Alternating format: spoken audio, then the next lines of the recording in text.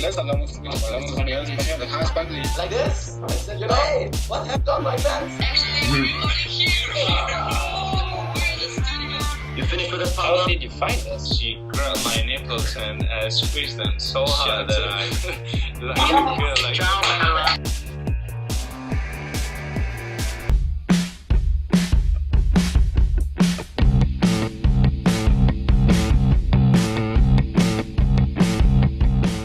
I was living in a boarding house in Worcester, Massachusetts, USA, and I was making electronic music at that time, and I met Bob because he was making electronic music. So we got together December 2009 and decided to pick up some real instruments, make a real band. Well, I don't know. It just depends what I'm going through at the time or like how I'm feeling.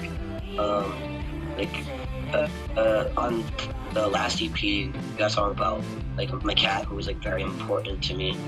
Like when I needed somebody to love, you know, he was there. So I got a song about my cat, Chicha.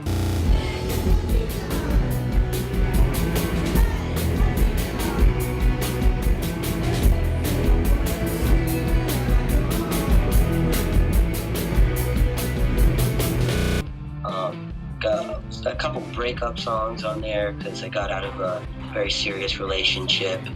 Then there's a song about what a piece of shit I am and how I don't like to work and I like to, you know, apply for food stamps every 6 months and live off of the system and get free health care.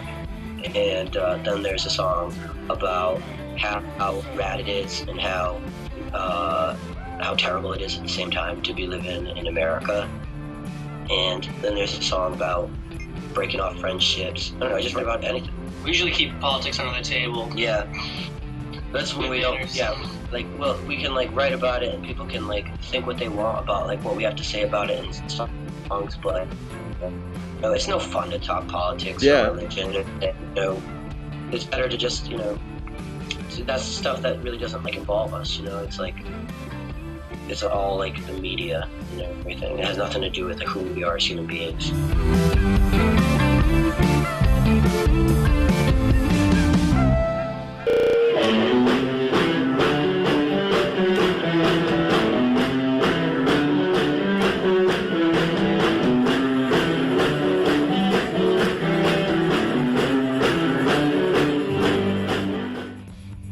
We have a phone number, too, that you can call.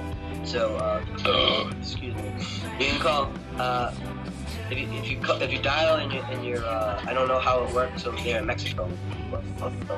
In your phone, 1502-922-6DOM. Like that, like it's a internet phone number that gets forwarded to my phone, and then we give out like 10 free tickets a night sometimes, and you know get kids to the show because it's mostly about like you know rocking for us, and we want to make sure everybody has a good time.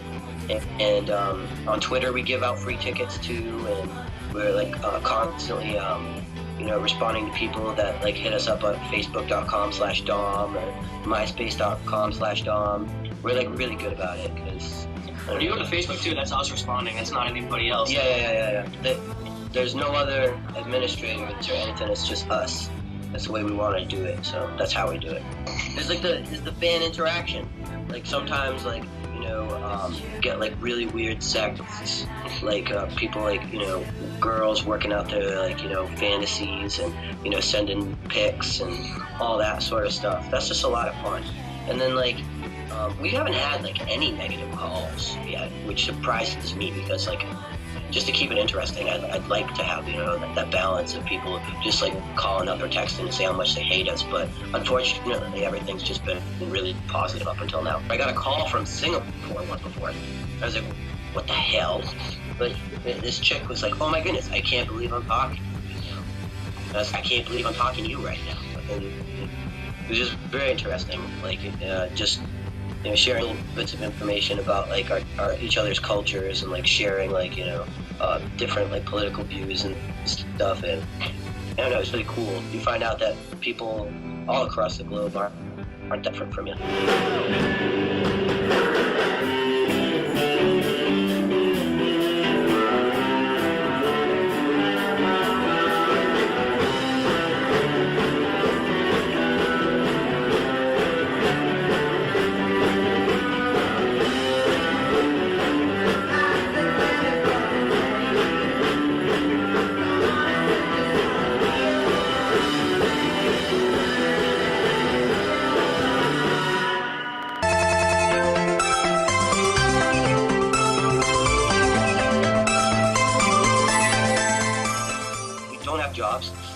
sometimes we just rely on like the free health care that we get in Massachusetts and the food stamps, and yeah, we're just pretty much a train on the economy. We're really excited when we get the opportunity to go on tour, because then we get per diems, and then we take those per diems and we budget how much we can use to like stay alive, food and beer, and then take the rest of it, buy clothes and other other things. I don't know how it is like in other countries, but it was really freaking easy for us. Like I just like pretty much like this is like my first band, so after like 3 months we were like getting like flown out like by major labels and stuff, and it was pretty interesting how it started. We started in like basement shows and parties and stuff, and just from like the support of our friends, like it got us like bigger. I mean, the music industry now, like I think that some of the heavy hitters are, because of the internet, it's easier for a smaller like indie band or whatever, or whoever, to get big, and giants like the 4 record labels, major record labels are like kind of, I shouldn't say this, but like they don't have as much leverage as they did 10 years ago. The game is completely different. Like before, it was people bought them. They would they would wait the year, and then the band would release it, and people would buy it, or they wouldn't buy it, and that was the way that the game went. And now it's people come out with music, and then people who want to listen to it get it for free on the internet. And then the major labels that spend all the money putting you in the studio and with all this like marketing campaigns and all that stuff, it's impossible to pay it back.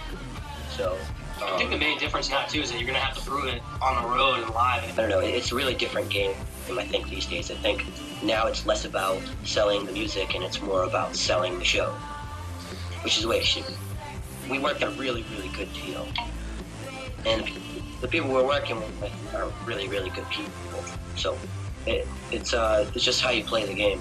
Heading to Europe, and like a couple dates in Europe, flying to Australia, and I guess the goal that is to have EP number 2 sell diamond and to become millionaires and buy nice houses and nice things for future girlfriends. Cosmo, come here, Eric. Eric, hey, thanks. Eric, hey, that's Bobby. Bobby. Okay. Thanks again.